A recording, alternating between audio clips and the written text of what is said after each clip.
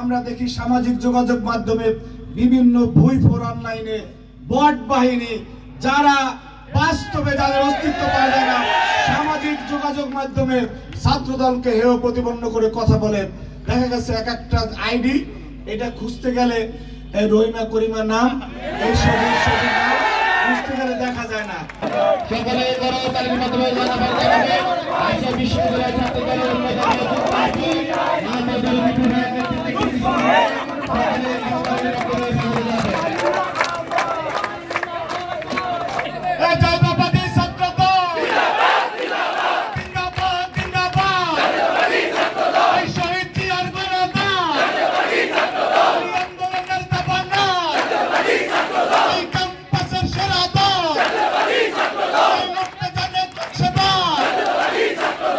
বিশ্ববিদ্যালয় আমাদের শহীদ আমান বিশ্বজিৎ চিরুদের রক্তে রঞ্জিত হয়েছে। এই বিশ্ববিদ্যালয়ে ছাত্রদল জাতীয়তাবাদী ছাত্রদল শিক্ষার্থীদের পক্ষে কথা বলতে গিয়ে বারবার সন্ত্রাসী সংগঠন ছাত্রলীগ এবং গুপ্ত সংগঠনের নির্যাতনের শিকার হয়েছে। আজকে থেকে আমরা এই প্রতিজ্ঞাবদ্ধ হতে চাই আগামীর গণতান্ত্রিক আন্দোলনে এই যারা অপশক্তি আছে যারা 24-এর গণঅভ্যুত্থানের আগে যারা সাধারণ শিক্ষার্থীদের নির্যাতন করত তাদের সাথে কাঁধে কাঁধ মিলিয়েছিল আজকে নতুন রূপে যেই হুমকি দামকে দিয়ে যাচ্ছে ছাত্র দলের সাথে এই ধরনের বয়ান নিয়ে আসবেন না দয়া করে।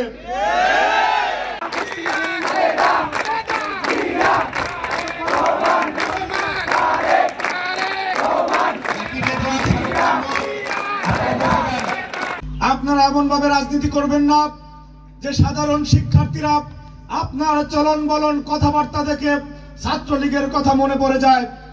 আপনি এমন ভাবে রাজনীতি করবেন না সাধারণ শিক্ষার্থীরা আপনার আচরণ দেখলে মনে করে ছাত্রলীগের বিশ্ববিদ্যালয়ের সভাপতি এবং ছাত্র দলের সভাপতির মধ্যে কোনো পার্থক্য নেই এমন কোনো আচরণ করা যাবে না।